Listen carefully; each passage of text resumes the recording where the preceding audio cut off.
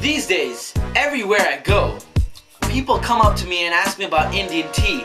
How do you make it? Me being Indian, I'm a pro. Just yesterday, I got a phone call from my good buddy named Harmeet, and he said, dude, you need to teach me, because I crave for this tea. When my mom's not around, I don't know how to make it. So today, I'm going to show you how to make it. Harmeet, this is for you.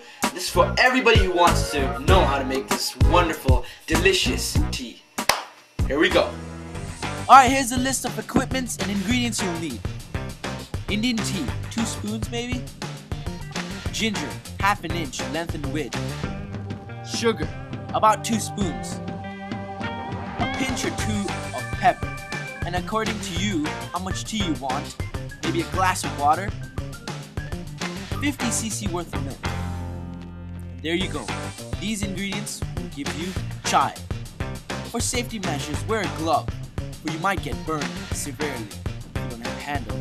Then you need a spoon to stir up your taste in case you want more sugar, and a cup of course, and a plate for biscuits. Then you have a net to separate your liquid from your tea, and of course a pot to cook the tea in. Want to have one of these? You can get them from the supermarket. Go to your local store, but they're very handy dandy. I mean, if they have a handle especially, because I mean, if you don't have a handle, you're gonna have to use this, you know, and use the metal, touch the metal. It could get really hot, but if you have a handle, a plastic handle, that's amazing. Just fine for this, making tea. So you put it on the stove, and let's put the water in. So a cup of water. Remember, it should be as much as you want. So for example, if you want to drink this much, you put that much water in. Alright, let's do that. All done. Then you want the flame to just be between very high and very low. So about right here, right? Just let it cook there for a while. Okay, so it's cooking, and now we start with the ingredients. So first you want to start with pepper.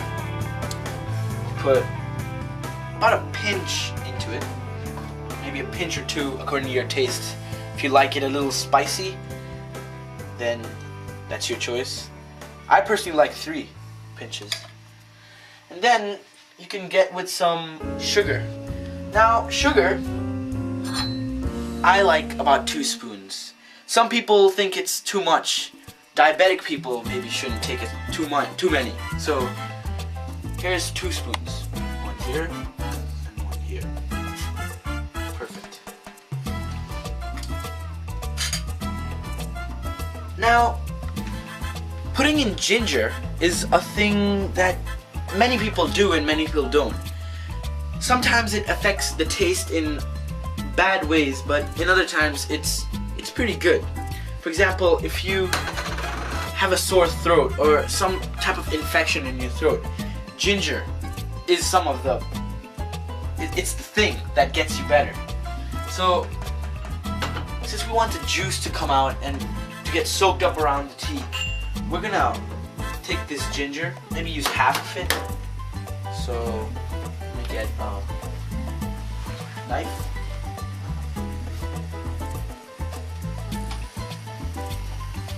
So we're gonna use just half of it, right, like this much, right there. I'm gonna put it in, and we're gonna get the juice out of it.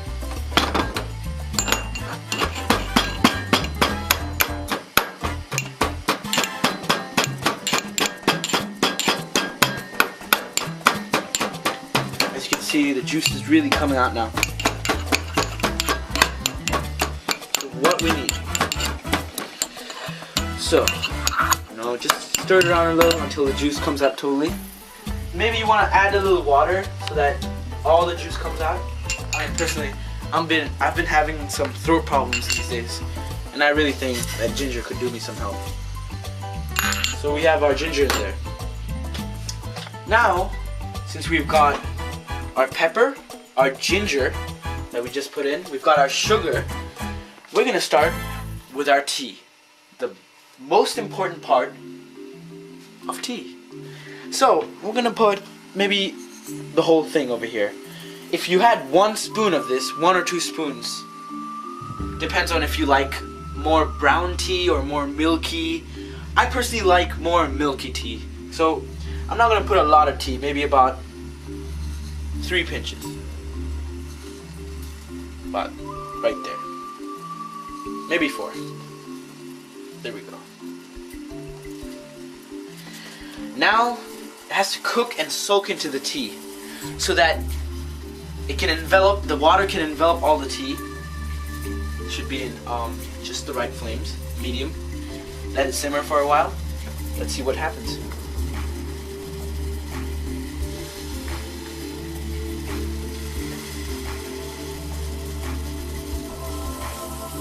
As you can see, the color of this tea is getting brown, and that's what we want until this gets extremely dark brown. As you can see, it's getting brown fast now. Let it just simmer, soaking up the goods in the tea. There we go. A little more, maybe about 15 more seconds, and we'll be done with the tea part. Oh, just perfect. Right there. Now, we want to come in with the milk. As I said, we want about 50 cc worth of milk. As you can see right here, 50 cc. Alright, so now we're going to put this 50 cc worth of milk and soak it all over this wonderful tea. If, for example, you've added too many tea leaves and it's really bitter, then you can add more milk. So, let's wait for this to simmer for a little while, because I want it a little more brown. I like a lot of milk in it, but sometimes the milk disrupts the taste for me, so I'm just gonna let this simmer for a while.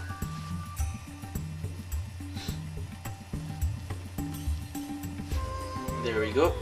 Alright, now for the last part, this is the fun part. I really love doing this.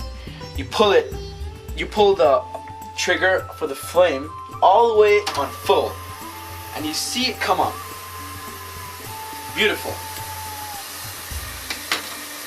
But be careful, don't let it spill out. Let it go all the way up and stop. Beautiful.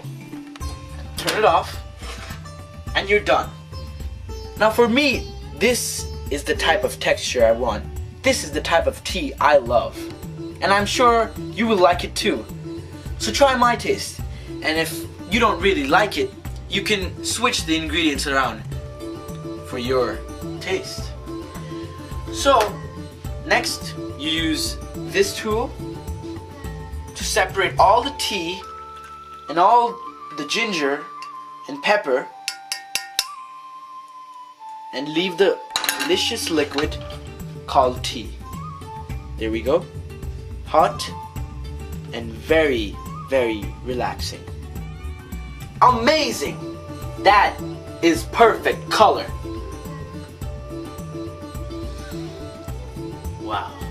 The smell of spice, the smell of ginger and pepper.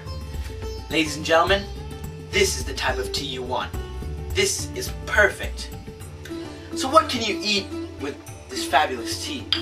Well, from fruits to biscuits. From biscuits to Indian snacks. From biscuits to cake. And from cake to whatever you love. That's not late. So ladies and gentlemen, it's tea time.